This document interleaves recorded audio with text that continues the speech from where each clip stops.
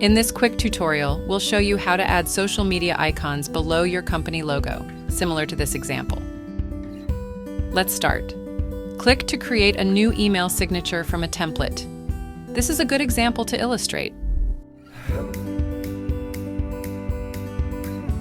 Click the column cell, then add an element. The item must be added at the end of the image.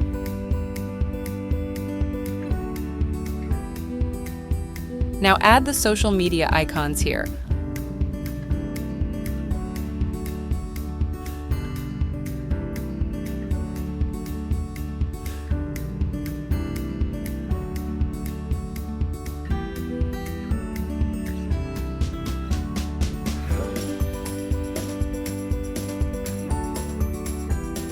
I'll make some small changes and remove the duplicate icons.